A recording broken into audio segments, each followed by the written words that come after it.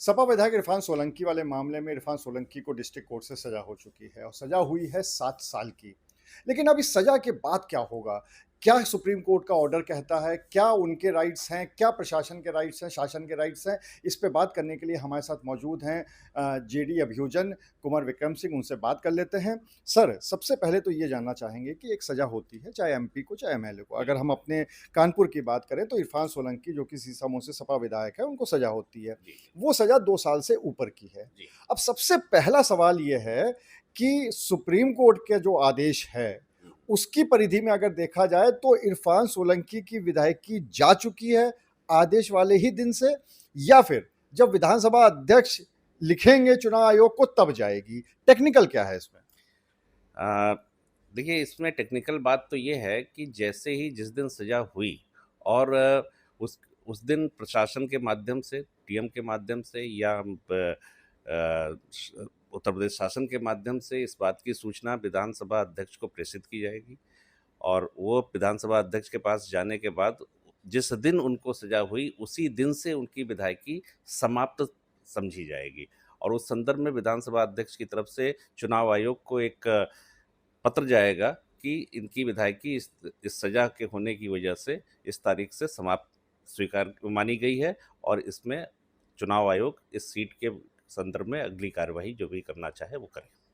यानी एक तरह से ये माना जा सकता है कि जिस तारीख को जो सजा हुई थी, उस तारीख से ही एक हाँ, तरह हाँ। से जी, उनकी विधायकी जा चुकी है। जी, जी। अच्छा, अगर दूसरी बात करें, तो जो अभियुक्त हैं, अब उनके पास कौन से रास्ते रह जाते हैं, यहाँ से सजा मिलने के बाद? अभियुक्त के पास जो रास्ता है सीआरपीसी के अंतर्गत उनके पास अपील का रास्ता है। वो सज़ा के विरुद्ध अपील में जा सकते हैं। अपील में जाना उनका अधिकार भी है, वो जा सकते हैं और अपील में जाने के साथ-साथ उनके द्वारा ये भी प्रार्थना की जा सकती है कोर्ट के साथ सामने कि साहब हमारे यहाँ जो सज़ा हुई है, उस पे स्टे किया जाए। यदि हाई कोर्ट सज़ा के क्रियान्वयन पे स्टे करता है, तो इस स्थिति में स्टे होने पर उनकी जो सीट रिक्त मानी जा रही है या जो उनकी विधायकी समाप्त मानी जा रही है, उसके संबंध में उसे रीइंस्टेट किया जाएगा।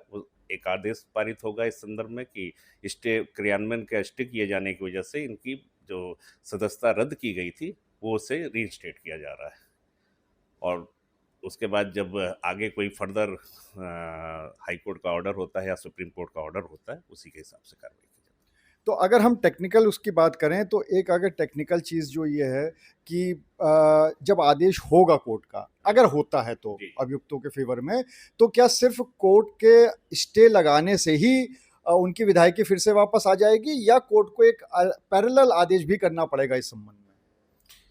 नहीं, कोर्ट तो सज़ा पे स्टे करेगी और उसके बाद उस सज़ा पे स्टे किए जाने के कारण जब संबंधित लोक प्रतिनिधि जो है वो इस संदर्भ में अपना ज्ञापन देता है, तो एक फॉर्मल इसके साथ में एक ऑर्डर जारी होना चाहिए संबंधित विधानसभा या विधान परिषद अध्यक्ष की तरफ से कि उनकी सदस्यता को रिइंस्टेट किया गया है।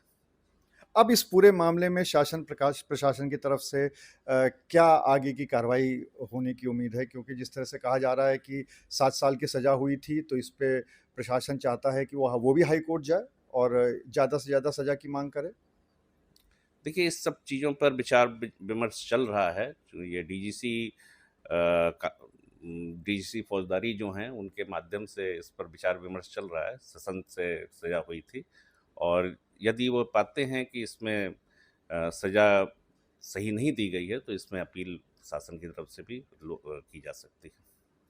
तो आप थे जेडी अभियोजक जिन्होंने बताया कि जब सज़ा होती है उसी के बाद से, और अगर 2 साल से ज़्यादा की सज़ा होती है, तो उसके बाद से जो विधायकी या सांसदी होती है, उसको निल माना जाता है, यानी वो चली जाती है। उसके बाद विधानसभा अध्यक्ष इस बात की सूचना चुनाव आयोग को करते हैं और फिर उनको बताते हैं कि ये सीट रिक्त हो चुकी है, और उसके बाद चुनाव आयोग को 6 महीने के अंदर ये पूरा चुनाव कराना होता है। अनुराग अग्रवाल, टीवी 9, कानपुर।